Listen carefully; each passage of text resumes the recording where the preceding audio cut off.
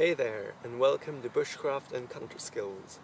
In this video we had a look at how I make charcoal.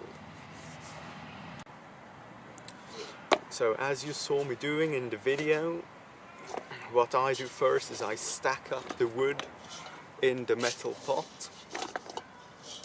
And it's important not to stack it too tight. As you can see from before, you saw that in the end result I still have some bits which are not completely charred. That is maybe because I stacked it a little bit too tight, or maybe the fire around it was not quite big enough.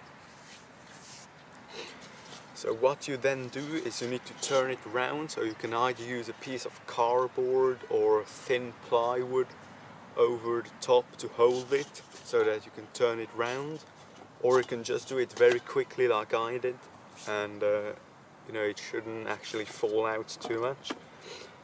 And then what you saw me doing is I used a stone underneath the pan to lift it up a little bit.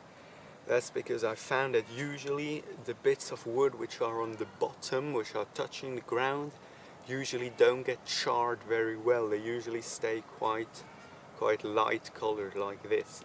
That's because obviously down there it's close to the ground and there's not much heat coming down. So if you lift it up a little bit, you've got a tiny bit more oxygen going through, and then it burns a bit better.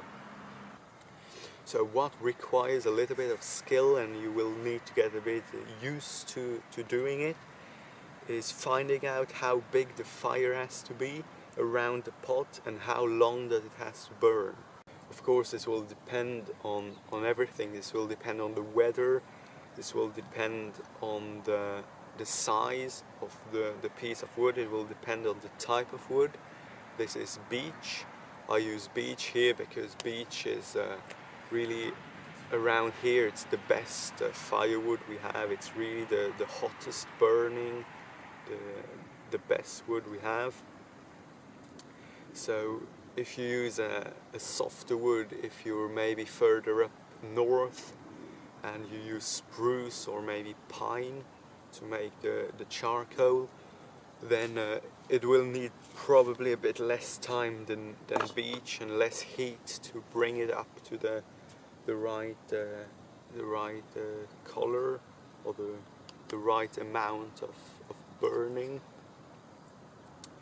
But yeah, really you can't measure it. You just have to get the feeling for it and just get that intuition almost, to know exactly when you need to, or how much wood you need to stack up and how long it has to burn.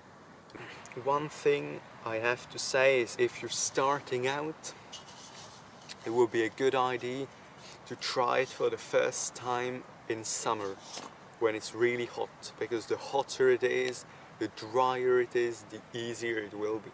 In terms of materials and stuff you need to do it, what you need is obviously a metal pot. It can be really any metal container. It could be a bucket or a box like that.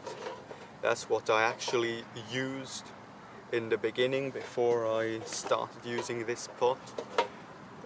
Really, things like that, they work well, but they don't last really long because they've got like the corners, it's like the tin is actually folded over, and when it gets hot it really just almost falls apart really. But I just fix it with bits of wire, and it works really. You just need something to keep the charcoal together and to really just shut out like the vast majority of the oxygen. It doesn't have to be completely airtight. And of course, inside, to make the charcoal, I use offcuts from beech. That's beech wood. I just split it with the axe into small bits. You mustn't actually use big pieces with this method. It's not really going to work if you put huge chunks in there. Really just small pieces, really the size of a charcoal piece. Of course, if you use the kiln method, you're gonna have huge bits which are going to burn down, but that actually doesn't work with this method. And then you just need a fire on the outside, the wood which actually produces the heat. It doesn't have to be good quality wood because you're gonna need a lot of it. So as you could see in the video, I use just offcuts from planks of wood and just bits of wood which we don't need anymore. So really, just instead of throwing them away or burning them just for no purpose, you can really just keep them to make charcoal. And then yeah, otherwise it's really quite a simple method. It doesn't need any really fancy kit to do it.